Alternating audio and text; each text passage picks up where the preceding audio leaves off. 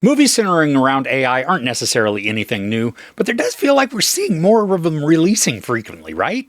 One more to add to the list is Subservience, starring Megan Fox as a domesticated android who starts to run amok. I am sure that there is some kind of joke in there someplace.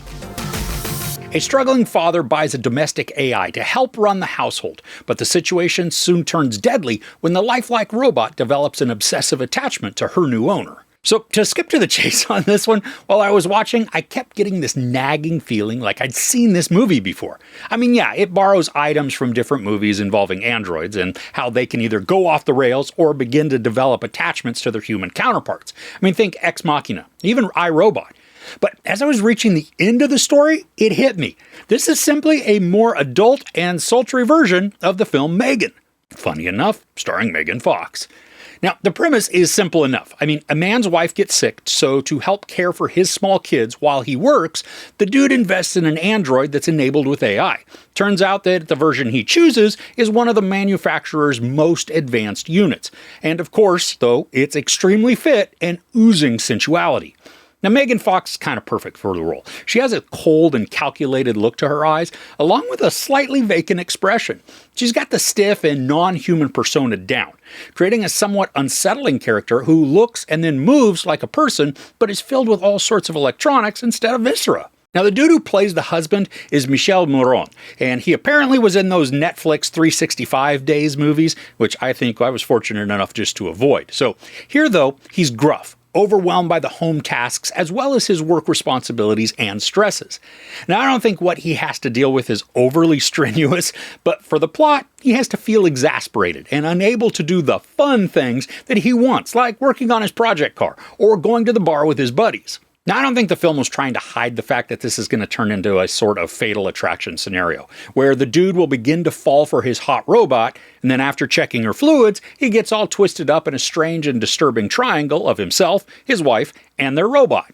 Now, the supposed tension that arises once the wife finally meets the home helper is not only predictable and obvious, but it feels forced and cheap. I mean, the story almost tries to make the wife seem like the crazy one for having issues with her husband who is tinkering around with his new robotic toy. And the real reason this feels so much like Megan is that while the robot starts out doing good for the family, it quickly descends into trouble, becoming a threat to one or all of the members, mostly because of some warped definition of protecting the owner's happiness.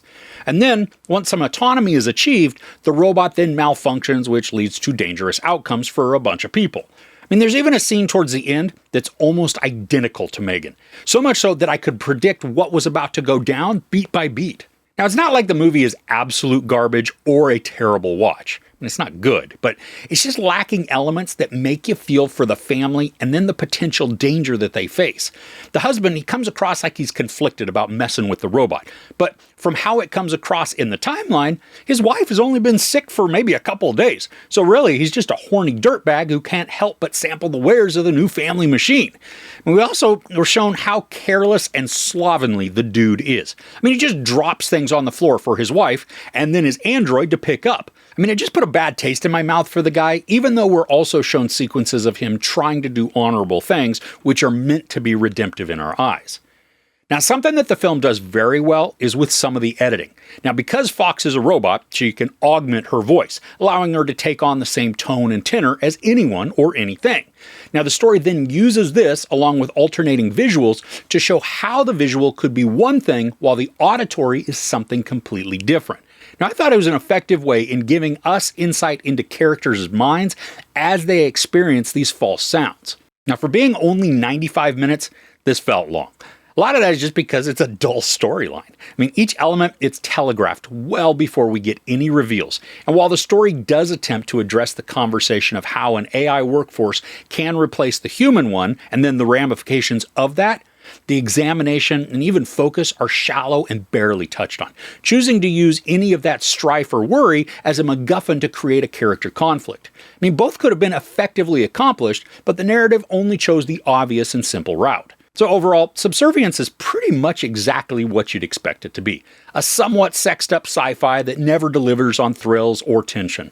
The characters are thinly developed, and most are generally unlikable, making it all the more difficult to become endeared with them or their plights. Aside from some clever editing to accomplish a sensory manipulation, the story is as lifeless as the robots that inhabit the screen. There's sex, nudity, a lot of profanity, and then a bunch of violence. I give Subservience 1.5 out of 5 couches.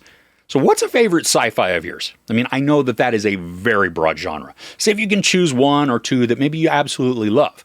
Now for me, I'd go with Hitchhiker's Guide to the Galaxy, Attack the Block, and then Arrival. But let me know yours in the comments below.